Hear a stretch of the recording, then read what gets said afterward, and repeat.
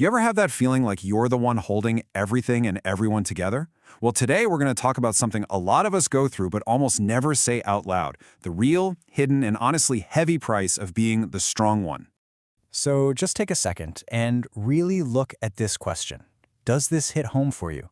Are you that person? The one everyone calls when things fall apart? The one who's just expected to have it all figured out all the time? Yeah, if you're nodding along, then these roles probably look pretty familiar. You're the person who always listens, the one with the answers.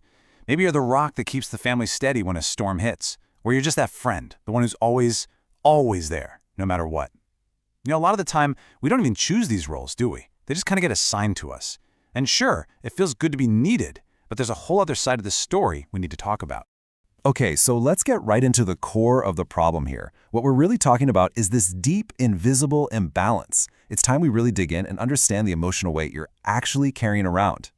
And that brings us to this big idea, emotional labor imbalance. Now, this is more than just being a helpful person. As it says here, it's a dynamic where one person is constantly acting like a sponge, just absorbing everyone else's stress. You solve their problems, you manage their emotions, and eventually the whole relationship just gets completely psychologically lopsided.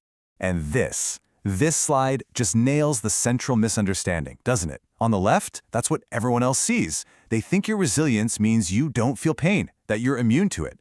But the hidden reality on the right, while you're busy being strong for them, your own problems, your own struggles, they become completely invisible.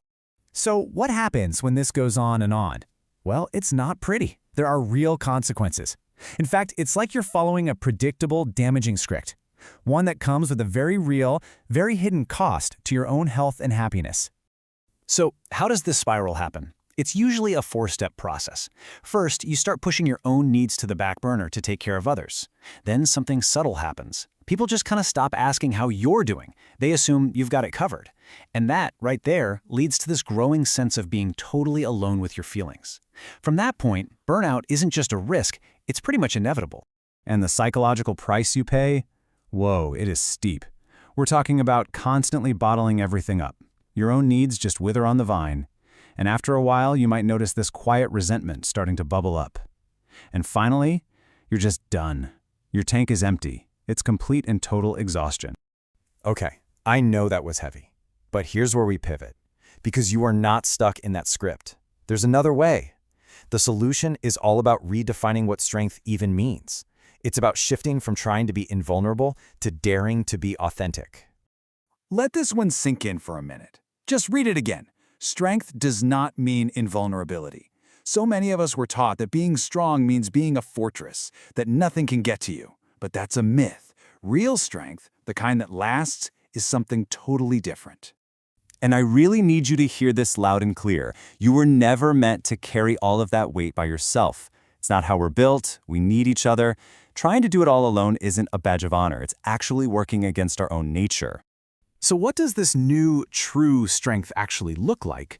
Well, it boils down to these three things, really. It's about actually making space for what you need. It's about respecting your own limits and finally setting some boundaries. And this last one's huge. It's about practicing expressing your own emotions, letting other people show up for you for a change. All right, let's tie this all together. Here's the big takeaway. The goal is to stop performing strength and to start actually living it. And you do that by embracing this new, healthier, more authentic version of what it means to be strong. So I'm going to leave you with one final question to chew on. We've been told our whole lives that asking for help is weak. But what if that's completely wrong? What if the bravest, most courageous thing you can do is to be vulnerable enough to say, hey, I need help too? What if that is your greatest strength?